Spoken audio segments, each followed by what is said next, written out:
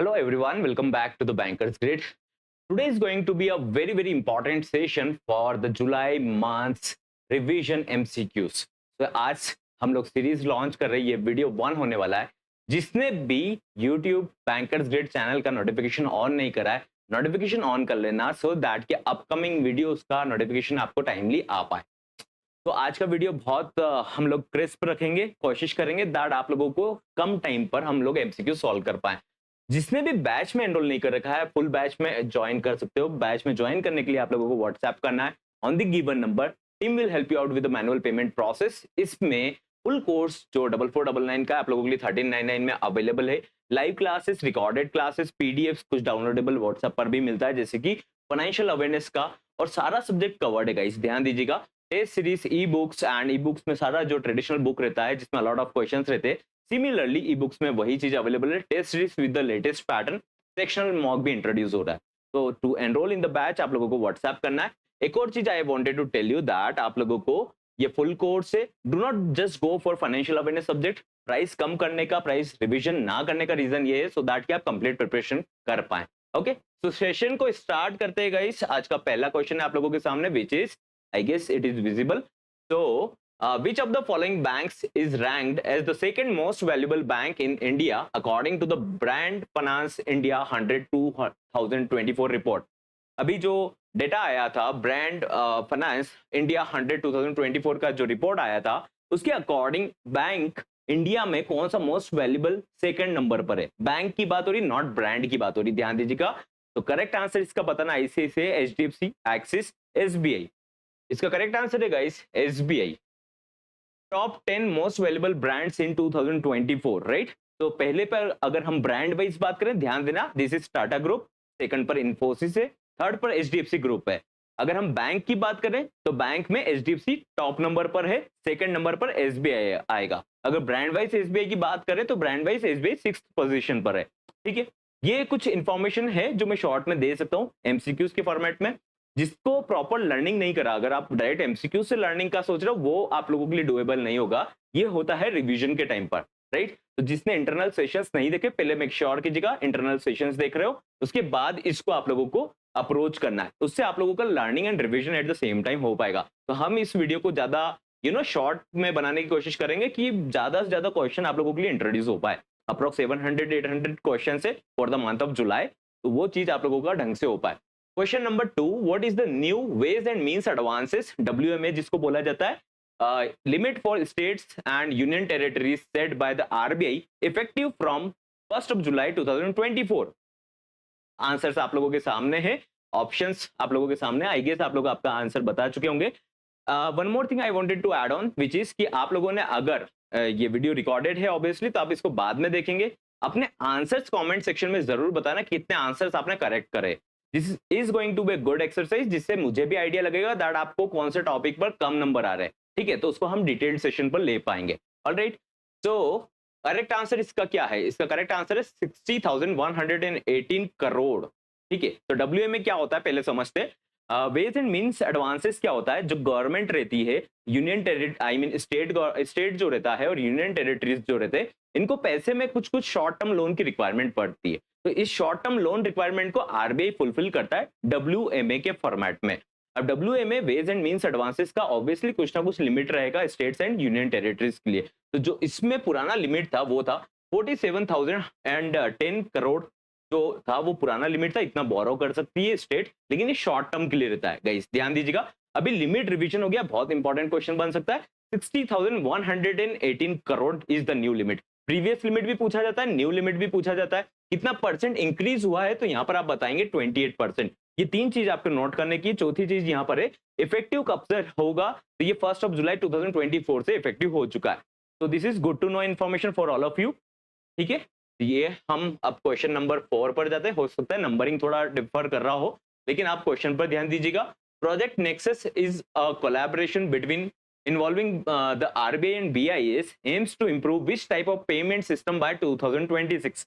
Project nexus BIS और RBI का collaboration में दूसरी कंट्रीज के साथ कोलैबोरेशन करके एक प्लेटफॉर्म बना हुआ है जो पेमेंट सर्विस को, पेमेंट सिस्टम को इंप्रूव करेगा बाय 2026. तो इसका करेक्ट आंसर बताना, किस टाइप के पेमेंट सिस्टम को ये इंप्रूव करना चाहते हैं? Domestic retail payments, corporate cross border payments, retail cross border payments, interbank transfers. I guess जिसको पता रहेगा उन्होंने करेक्ट आंसर अभी तक मार्क कर दिया होगा।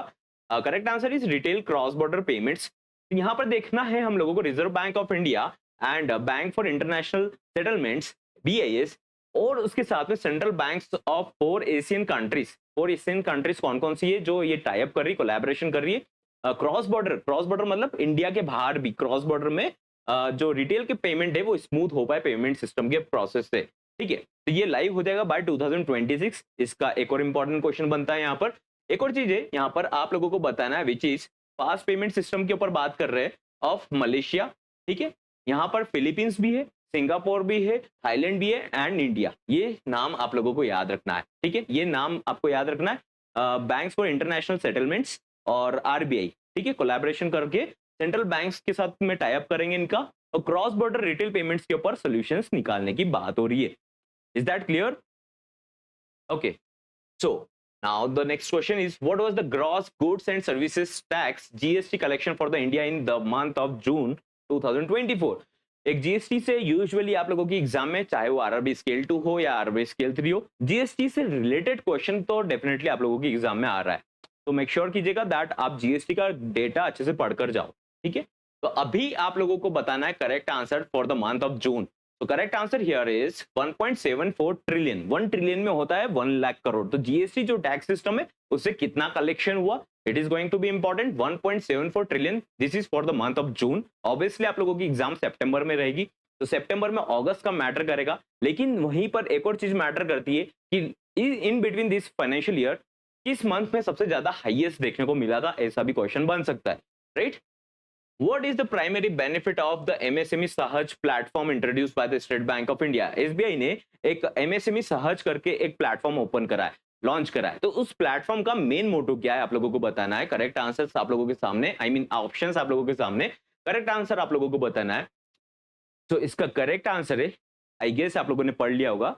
ठीक है, तो करेक्ट आंसर है यहां पर फैसिलिटेट करना होता है easier access to credit based on GST registered sales invoice. अभी ये MSME सहज क्या काम करेगा? जो MSME जो सेक्टर में जो फैक्ट्रीज है, जो कंपनीज है, जो काम करती है, उनका ऑब्वियसली GST का कुछ इनवॉइस रहता है। उसके बेसिस पर इस प्लेटफॉर्म पर अपनी जो GST का इनवॉइसेस है, सेल्स का जो इनवॉइस रहता है उसको वहां पर प्रोड्यूस करेंगे, उसके बेसिस पर इनको लोन मिल जाएगा। तो ये प्लेटफॉर्म SBI ने बनाया है, MSME सहज इसका नाम है। MSME पर GST बेसिस पर इनको इजीली लोन मिल पाए, इस प्लेटफॉर्म का मोटो ये है। ओके, तो next question is, what new name did the India bulls housing finance limited adopt after it's rebranding? I am not sure कि आप लोगों को पता होगा that India bulls housing finance limited ने अपना नाम को रीब्रांड कर दिया है। अब रीब्रांडिंग के बाद इसका नाम क्या हो चुका है आप लोगों को करेक्ट आंसर बताना है। जिसको पता रहेगा ऑब्वियसली आपने करेक्ट आंसर कर दिया होगा, Sammaan Capital Limited. Sammaan Capital Limited is the new name for Indiabulls Housing ध्यान देना है, housing private limited, housing finance limited. ठीक है, चलो next question is, Union Bank of India launched Union Premier branches targeting which type of customers? Union Bank ने यूनियन प्रीमियर ब्रांचेस ओपन करी है। यूनियन प्रीमियर, ऑब्वियसली यूनियन है तो आपको पता चल जाएगा यूनियन बैंक का। यूनियन प्रीमियर ब्रांचेस लॉन्च करिए, तो ये प्रीमियर लॉन्चेस जो रहेगा, ब्रांचेस जो रहेगी, किस कैटेगरी ऑफ कस्टमर्स को टारगेट कर रही है? ऑप्शंस आप लोगों के सामने है, अर्बन हाई वैल्यू कस्टमर्स या रूरल और semi urban areas, international clients के लिए है, या फिर गवर्नमेंट इंस्टीट्यूशंस को टारगेट करने के लिए special Union Premier branches launch करिए। तो इसका करेक्ट आंसर है high value customers in rural and semi urban markets. Do not tell rural के लिए है, रूरल के लिए नहीं है टोटली, ये होगा rural plus semi urban branches. ठीक है, ना आपको अर्बन पर क्लिक करना है ना किसी और डेटा पर क्लिक करना है, rural plus semi urban, it's so simple, right? तो अब हम नेक्स्ट क्वेश्चन देखते हैं। This is, what percentage growth did the banking sector experience according to the Brand Finance India 100 2024 report? अब जो ब्रांड फाइनेंस का रिपोर्ट है ऑब्वियसली वो RBI के डेटा का भी रिपोर्ट बनाकर दे रहा है, जो प्रेजेंट कर रहा है ओवरऑल पैन इंडिया में भी। तो इसमें हम लोगों को बताना है that banking sector, overall banking sector की बात हो रही है, not particularly to RRB, not particularly to commercial bank, private sector banks, ये कंप्लीट बैंकिंग सेक्टर की बात हो रही है। तो यहाँ पर आपको ईयर ऑन ईयर का ग्रोथ कितना देखने को मिला है। ठीक है, तो परसेंटेज ग्रोथ कितना हुआ है हम लोगों का 26%। याद रखोगे 26%, option C is correct for this. यही चीजें आप लोगों की पीडीएफ में अवेलेबल है जो वेबसाइट पर अपलोडेड है।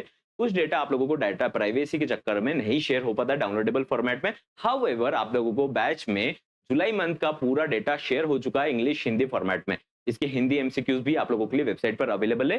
Pretty soon just in 1-2 days आप लोगों के 20 mock test for financial awareness July month का आप लोगों का अपलोड हो जाएगा, जिसपे आप क्विकली जाकर रिवीजन कर पाएंगे।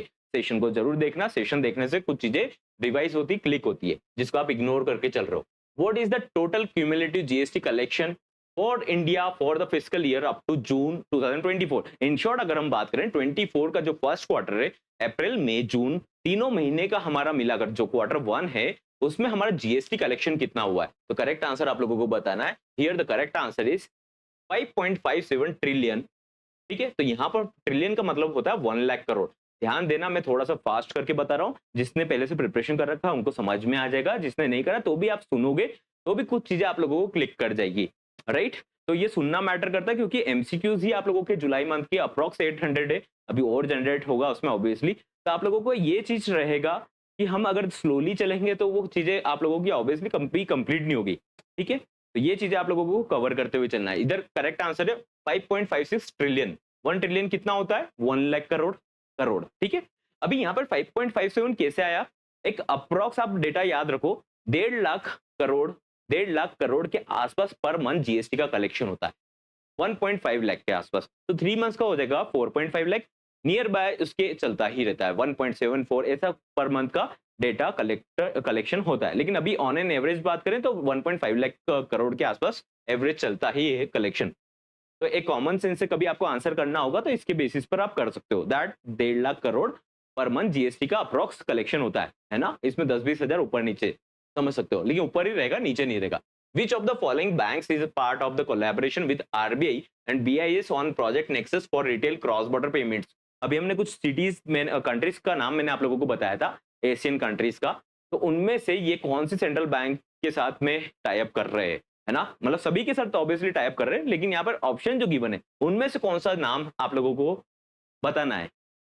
ठीक है, इनमें से कौन सा बैंक पार्टनर है सेंट्रल बैंक, जैसे हमारा सेंट्रल बैंक कौन है? आरबीआई। ऐसे किसी और कंट्री का जो सेंट्रल बैंक है वो काम कर रहा है, तो ऑब्वियसली इसका करेक्ट आंसर है सेंट्रल बैंक ऑफ मलेशिया। मैंने आपको लिस्ट बताई थी, ठीक है, वो लिस्ट पूरी यहाँ पर काम करेगी, वो 5 कंट्रीज जो है। ऑलराइट, थाईलैंड भी है उसमें। Which Indian company has launched, Indian company की जगह बैंक बोलेंगे, सफीरो फॉरेक्स कार्ड किसने लॉन्च करा है? ये फॉरेक्स कार्ड है फॉर स्टूडेंट्स, तो वो किसने लॉन्च करा है? इसका करेक्ट आंसर है आईसीआईसीआई बैंक। याद रखना, फॉरेक्स कार्ड है साफीरो। अगर ये आता है आपकी एग्जाम में क्वेश्चन, ऑब्वियसली आ सकता है, चांसेस है, क्योंकि अगर उनको थोड़ा पेपर आप लोगों का इजी बनाना हुआ, जैसे कि क्या होता है आपको अगर 40 क्वेश्चन है, अगर 20 मिनट्स का भी टाइम मिलता है तो आधे मिनट में क्वेश्चन पढ़ना रहता है, तो ऑब्वियसली उनका एक रिस्पॉन्सिबिलिटी बन जाएगा कि थोड़ा सा इजी लैंग्वेज में क्वेश्चन दिया जाए, तो आप उसके अकॉर्डिंग भी प्रिपेयर करके चलो। तो करेक्ट आंसर है आईसीआईसीआई बैंक। द आरबीआई ने इंक्रीज करा था, same question I am again asking to you. I hope आप लोगों ने प्रीवियस डेटा देखा होगा, नहीं तो आपने इंटरनल लेक्चर भी अच्छे से करा होगा। The RBI increase the WMA limit for states and union territories by 28%। WMA ways and means advances का 28% लिमिट इंक्रीज करा है। नया लिमिट तो आप लोगों से मैंने क्वेश्चन कर लिया था, पुराना लिमिट क्या है? पुराना लिमिट मैंने आपको एक बार डिटेल में बता भी दिया था अभी। तो करेक्ट आंसर इज 47,010 करोड़। ठीक है, 47,010 crore is the right answer. अगर हम बात करें वेज एंड मीन्स एडवांसेस में एसडीएफ फैसिलिटी होता है, उसको क्या बोलते हैं? Special drawing facility. तो ये क्या चीज काम करता है? जो स्टेट्स और यूनियन टेरिटरीज जिस शॉर्ट टर्म लोन की हम बात कर रहे हैं ना, उसको बोला जाता है एसडीएफ, स्पेशल ड्राइंग फैसिलिटी। ठीक है, अगर एग्जाम में क्वेश्चन आता है एसडीएफ तो ऐसा कंफ्यूज नहीं होना, it's a kind of loan. ठीक है, तो ये जो यूनियन टेरिटरीज एंड स्टेट्स लेती है, तो ये जो एसडीएफ है ये क्या ये किस चीज के लिए पर्पस में काम आता है? तो यहाँ पर आप लोगों को हमने क्या डिस्कस करा था, शॉर्ट टर्म जो इनका कैश फ्लो मिसमैचेस होता है उसके लिए काम करता है। ठीक है, वेज एंड मीन्स एडवांसेस भी यही चीज है। ठीक है, लोन का नाम, कैटेगरी का नाम होता है, आप इतना समझ लो, स्पेशल ड्राइंग फैसिलिटी। इसका लिमिट इंक्रीज हो गया है। बैंक ऑफ बड़ौदा ने प्लान करा है to raise 7,500 crore through which types of bonds to meet regulatory requirement and support business growth. तो इनका रेगुलेटरी गाइडलाइन होता है। देखो tier 1 capital, tier 2 capital, already हम मल्टीपल टाइम्स इंटरनली डिस्कस कर चुके हैं इनके बारे में। कभी बेसल के नॉर्म्स पढ़ेंगे तो उसके बारे में हम लोग और डिटेल में देख लेंगे। तो जो टीयर 1 कैपिटल होता है, टीयर 2 कैपिटल होता है, वो बैंकिंग स्टैंडर्ड के अकॉर्डिंग इनको मेट करना पड़ता है। तो ये इतना मेट करना चाहते हैं सो दैट कि इनका बिजनेस ग्रो कर पाए, क्योंकि कुछ पैसा इनको होल्ड करना पड़ता है उसके अकॉर्डिंग, परसेंटेज के अकॉर्डिंग। तो ज्यादा ओवरऑल इनका कैपिटल रहेगा तो ज्यादा लेंड कर पाएंगे। ज्यादा लेंड करने के लिए ये लोग क्या कर रहे हैं, अपना कैपिटल रेज कर रहे हैं, टीयर 1 टीयर 2 कैपिटल। इसका करेक्ट आंसर ऑब्वियसली बनेगा एडिशनल टीयर 1 और एडिशनल टीयर 2 बॉन्ड्स के थ्रू। ठीक है, ये बॉन्ड्स स्पेसिफिकली उसी कैपिटल को रेज करने के काम आता है। ऑलराइट, कितना अमाउंट है यहाँ पर इंपॉर्टेंट डेटा है, 7,500 करोड़, और bank of Baroda is the bank which is doing so, right. Now, let us move towards the next question, which is RBI's quarterly Abacus survey provides insights into which sector? एक RBI का एक सर्वे का नाम है Abacus। तो Abacus सर्वे जो रहता है वो किस टाइप की चीजों के लिए काम आता है? तो रिटेल सेक्टर के लिए काम आता है, एग्रीकल्चर या फिर मैन्युफैक्चरिंग सेक्टर या फिर सर्विस सेक्टर। इसका करेक्ट आंसर है मैन्युफैक्चरिंग सेक्टर। इसमें क्या होता है, ये एमएसएमई सेक्टर को ये क्या करना चाहता है आरबीआई, ये उनके पास फैक्ट्रीज में जाना चाहता है, कंपनीज में जाना चाहता है, उनका डे टू डे वर्किंग देखना चाहता है कि इनको बैंकिंग की क्या नीड पड़ती है। आई मीन इनके पास कितना ऑर्डर्स पहले से पड़े, कैश फ्लो का कुछ मिसमैच तो नहीं हो रहा है इनके पास एमएसएमई सेक्टर पे। तो ये आरबीआई इसके थ्रू सर्वे कर रहा है सो दैट कि इनके लिए बेटर पॉलिसीज बना पाए। कब बनाएगा, मॉनेटरी पॉलिसी जब आता है उसमें इनके अकॉर्डिंग कुछ चीजें इंप्लीमेंट कर पाए सो दैट कि ये बोरो कर पाए, या फिर इनके पास एक्सेस कैश है, किस चीज का इनको कमी आ रहा है, तो गवर्नमेंट को भी ये रिकमेंड करा जाएगा ये रिपोर्ट सो दैट कि वो उसके अकॉर्डिंग अपना जो इनका गवर्नमेंट स्कीम आता है उसको लॉन्च कर पाए। Now the next question is, Punjab national bank ने इंट्रोड्यूस करा which security feature to combat rising cyber fraud incidents. तो इसमें आपको करेक्ट आंसर बताना है। पंजाब नेशनल बैंक ने लॉन्च करा है ये चीज, जो साइबर सिक्योरिटी होता है, साइबर सिक्योरिटी रख पाए, दैट्स व्हाई। तो इसका करेक्ट आंसर है सेफ्टी रिंग। ठीक है, option B is correct. What was the India's retail inflation rate in June 2024? ये भी एक इंपॉर्टेंट क्वेश्चन होता है, या तो ईयर ऑन ईयर पूछ लिया जाता है, या फिर एकदम से हाईएस्ट जिस मंथ गया है या फिर लोवेस्ट गया है, टारगेट से मैच कर रहा है, 2 to 4% के बीच में आ रहा है। तो ये सब चीजें जो रहता है ये क्वेश्चन में एग्जाम में बनता है। तो ऑब्वियसली चांसेस हाई रहते हैं that UPI, GST, inflation, GDP forecast, इन 3-4 में से 1-2 क्वेश्चन तो डेफिनेटली आपके एग्जाम में देखने को मिलते हैं। क्वेश्चन लेवल इजी रहेगा तो 2-3-4 क्वेश्चन भी देखने को मिल सकते हैं। तो पर्टिकुलरली इस काइंड ऑफ डेटा पर स्पेशल फोकस आपको आपकी प्रिपरेशन पर करना चाहिए।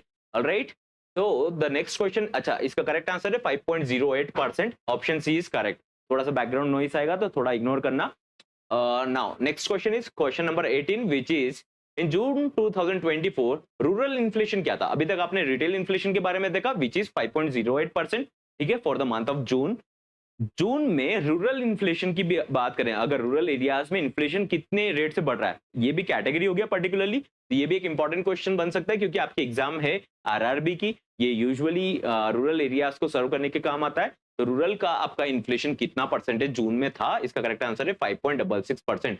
तो अगर ओवरऑल हम देखें तो जो रिटेल इन्फ्लेशन था वो एवरेज है सभी सेक्टर का, सभी जगह का, लोकेशन का, लेकिन अगर पर्टिकुलरली हम रूरल की बात करें तो वो 5.08 जो एवरेज था उससे ज्यादा है ना, 5.66%। According to the IRRBI chairperson Ravi Mittal, what is the current recovery rate for creditors when a company goes through insolvency? अगर इंसॉल्वेंसी होता है, एआरसी के थ्रू कलेक्शन होता है, तो इस पे आईबीसी एक्ट रहता है जिस जो इसको मॉडिफाई करता है, जो इसको सपोर्ट करता है कि रिकवरीज हो पाए प्रॉपर्ली। ठीक है, आईबीसी। ऑलराइट, नहीं समझ में आ रहा है कुछ चीजें, कुछ टर्म्स नहीं समझ में आ रहा है, डिटेल्ड सेशन देख लेना, जिसने प्रिपरेशन कर लिया वो एमसीक्यूज के थ्रू कर लो, ऑब्वियसली बहुत हेल्प मिलेगा। ऐसे ही क्वेश्चंस आप लोगों को देखने को मिलेंगे जुलाई, अगस्त, सितंबर, बहुत अच्छे से कर लोगे तो बहुत अच्छे मार्क्स आने के चांसेस है। पेपर इजी हुआ तो आपको डेफिनेटली अच्छा करना चाहिए, जिससे आप लोगों के इधर भी मार्क्स अच्छा है। ठीक है, ओवरऑल स्कोर बूस्ट करना है। तो IRRBI चेयरपर्सन रवि मित्तल जी है, उन्होंने बताया कि करंट रिकवरी रेट हमारा ईयर ऑन ईयर कितना चल रहा है। ठीक है, तो यहाँ पर करेक्ट आंसर आप लोगों को बताना है, आप लोगों को पता रहेगा तो आप लोगों ने बता दिया होगा विच इज 32%। ठीक है, अभी इन्होंने बोला दैट हम 32% से 40% पर लेकर आएंगे, 40% का हमारा एजेंडा है दैट हम 40% पर नेक्स्ट ईयर शिफ्ट कर देंगे। तो ये आईबीसी, ये भी एक गवर्नमेंट बॉडी है, आप एक तरीके से समझ के चलिए। ठीक है, तो ये रिकवरी से रिलेटेड जो कोड्स रहते हैं ना, कोड ऑफ कंडक्ट रहते हैं, ये डिफाइन करती है। इसके सर्कुलर्स भी रहते हैं, इसका सर्कुलर में अभी कुछ चेंजेस भी हुआ है, तो वो भी हम लोग इंटरनल क्लास में देखेंगे।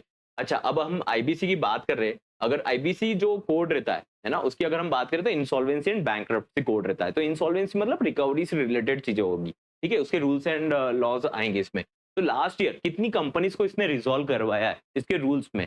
ये जो कोड है, कौन सा कोड है? इंसॉल्वेंसी एंड बैंक्रप्सी कोड, ठीक है। अब insolvency and bankruptcy board of India, IBBI का फुल फॉर्म क्या होता है?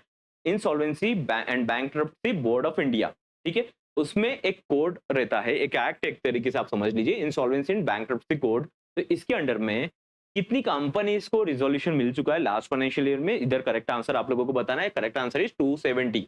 ध्यान देना, ये नंबर भी इंपॉर्टेंट रहता है ना। फाइनेंशियल अवेयरनेस अगर हम स्केल टू स्केल 3 के लिए पढ़ते हैं तो ऑब्वियसली इस टाइप के डेटा भी बहुत मैटर करता है। तो correct answer here is 270 companies 32% का रिकवरी कर पा रहे, ठीक है।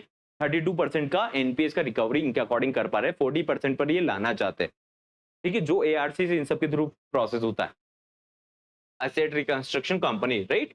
21 क्वेश्चन है आप लोगों का। आरईसी लिमिटेड, ये भी एक गवर्नमेंट कंपनी है, secured a green loan facilitated by which financial institution branch in India. तो आरईसी लिमिटेड ने ग्रीन लोन लिया। ग्रीन लोन मतलब होता है जो कि हमारे इन्वायरमेंट के लिए रहता है, ग्रीनरी के लिए रहता है, ग्रीनरी के प्रोजेक्ट के लिए इन्होंने लोन लिया है, ठीक है, आरईसी लिमिटेड ने। तो आरईसी लिमिटेड ने ग्रीन लोन का फैसिलिटी का लोन लिया है, किस बैंक से लिया है आप लोगों को नाम बताना है। तो उसका आप लोगों को करेक्ट आंसर बताना है। करेक्ट आंसर यहाँ पे है Deutsche Bank of GIFT City. Deutsche Bank is the correct answer, जिसने ग्रीन लोन के लिए अप्रूवल दिया है, ग्रीन लोन का अमाउंट दिया है, किसको दिया है? आरईसी लिमिटेड को। ये किस प्रोजेक्ट पे काम करती है? ग्रीन प्रोजेक्ट के ऊपर, ठीक है। Now let's move forward again. What is the primary risk associated with the external commercial borrowings? External commercial borrowing एक ये भी तरीका होता है, जैसे आपने अभी देखा था वेज एंड मीन्स एडवांसेस, जो स्टेट और यूनियन टेरिटरीज पैसा रेज कर पाते शॉर्ट टर्म फैसिलिटी के लिए, लेकिन ये पैसा रेज करना चाहते हैं अगर इंडिया का कोई बिजनेस है, वो रेज करना चाहता है पैसा इंटरनेशनल मार्केट से, तो वो ईसीबी के थ्रू बोरो कर पाते। एक्सटर्नल कॉमर्शियल बोरोइंग, कॉमर्शियल जो बोरोइंग रहता है वो बोरो होता है, ना कि पर्सनल लोन, ठीक है। तो एक्सटर्नल कॉमर्शियल बोरोइंग इस चीज पर डील करता है। तो इस पे अगर हम बात करें तो जो इस एक्सटर्नल कॉमर्शियल बोरोइंग रहता है, इसमें प्राइमरी रिस्क किस चीज का है? इस पे कुछ चीज तो रिस्क रहेगा ना। इंटरनेशनल मार्केट पे आप परसेंट लोन ले सकते हो, ठीक है। उसका एक एडवांटेज ये रहता है कि आपको थोड़े कम परसेंटेज पर लोन मिल जाता है, क्योंकि आपका एक्सपोजर अलग अलग कंट्रीज पर हो गया। सपोज करते कोई सा शू फैक्ट्री है, तो ऑब्वियसली उसके पास मल्टीपल कंट्रीज का एक्सपोजर हो गया, दैट मैं ये काम करता हूँ, मुझे इतना लोन चाहिए, तो कोई दे सकेगा जो इस बिजनेस का डिटेल रखता है, ठीक है। तो इसमें एक चैलेंज भी है। तो उसमें प्राइमरी चैलेंज क्या है? यहाँ पर एक चैलेंज रहता है एक्सचेंज रेट रिस्क, क्योंकि इंटरनेशनल लोन है, तो जो करेंसी का रेट रहता है दोनों कंट्रीज का, वो मिसमैच हो सकता है शॉर्ट टर्म में भी, बीच में भी, ठीक है। तो ज्यादा रिस्क किस चीज का रहता है यहाँ पे? एक्सचेंज रेट रिस्क का, ठीक है। The financial inclusion index increase to what value in March 2024? Financial inclusion ये डिफाइन करता है इंडेक्स दैट हमारी कंट्री की अगर हम बात करें तो हमारी कंट्री में कितना पेनिट्रेशन बैंकिंग का हो चुका है। बैंकिंग को कितने परसेंटेज लोग यूज कर पा रहे हैं, तो ये परसेंटेज डिनोट करता है कितने परसेंटेज लोग यूज कर रहे हैं।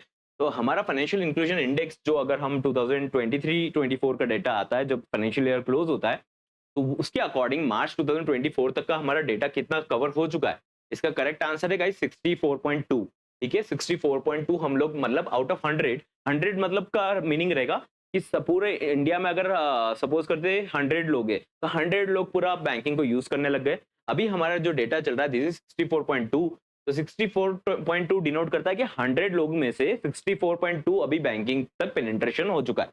Alright, now the next question is which new countries joined BRICS on January 1 2024?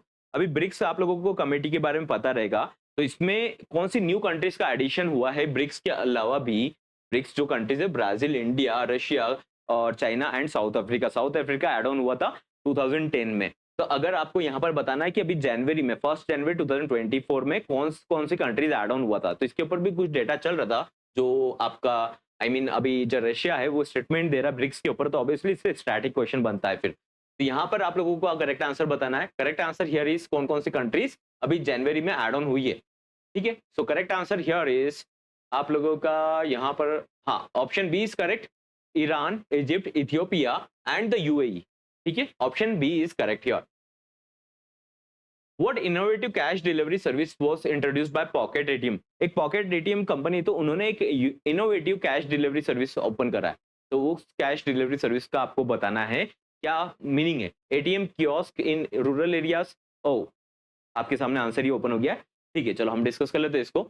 तो यहाँ पर क्या रहता है, जो पॉकेट एटीएम है वो क्या करेगा, क्यूआर बेस्ड, जैसे आप क्यूआर पर पेमेंट लेते हो, सिमिलरली ये लोग यूपीआई कर देंगे क्यूआर पर, और वो क्या करेगा, इनको एटीएम जैसा पैसा वहां पर विड्रॉ कर देगा। तो इनका जो एजेंट्स रहेंगे ये लोग जाकर वहां पर डिलीवर कर देंगे पैसा, क्योंकि एटीएम का जो रीच रहता है गाँव में वो थोड़ा दूर रहता है, तो ऑब्वियसली इतना पेट्रोल एक्सपेंडिचर, बहुत सारी चीजें उनके डे टू डे नीड की पूरी नहीं हो पाती है। तो इसके लिए इन्होंने एक स्टेप लिया है। Definitely is going to be the big step, क्योंकि इनके पास कस्टमर रूरल लोकेशन का अच्छा डाटा बन जाएगा, फिर लेटर ऑन ये उस पर फाइनेंस भी कर पाएंगे, बहुत सारी चीजें कर पाएंगे। What was the year-on-year growth rate in bank credit reported by the RBI as of June 14, 2024, right?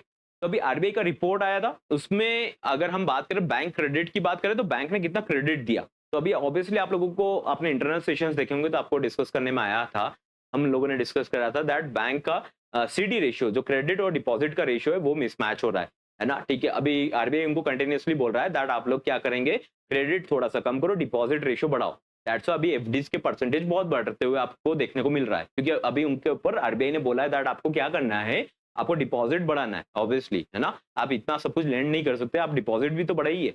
हो सकता है आपका कैपिटल का रिक्वायरमेंट मेट हो रहा है, बट सीडी रेशियो भी तो मेंटेन करना पड़ेगा ना, कि जितना डिपॉजिट आ रहा है उसके अकॉर्डिंग आप लैंड कर रहे हैं।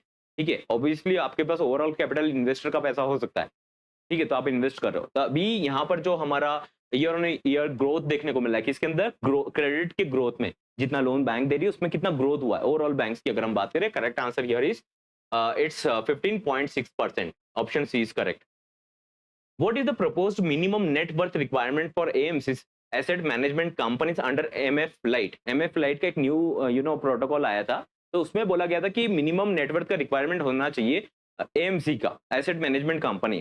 ठीक है, कौन कौन सी, ICICI Prudential, HDFC asset management company. तो इस टाइप की जो कंपनीज है जो म्यूचुअल फंड इन सब पोर्टफोलियोज को मैनेज करती है, इन्वेस्टमेंट बैंकिंग का काम देखती है मेनली, वो कंपनीज का नेटवर्क का रिक्वायरमेंट अभी रिवाइज हो चुका है। तो आप लोगों को बताना है प्रपोज क्या है, न्यू प्रपोज आप समझ सकते हो मिनिमम नेटवर्क कितना होना चाहिए। इसका करेक्ट आंसर है 35 करोड़। तो ये एमएफ लाइट के अंडर की बात हो रही, नॉट मेन जो म्यूचुअल फंड है, ठीक है, एमएफ लाइट के अंडर में।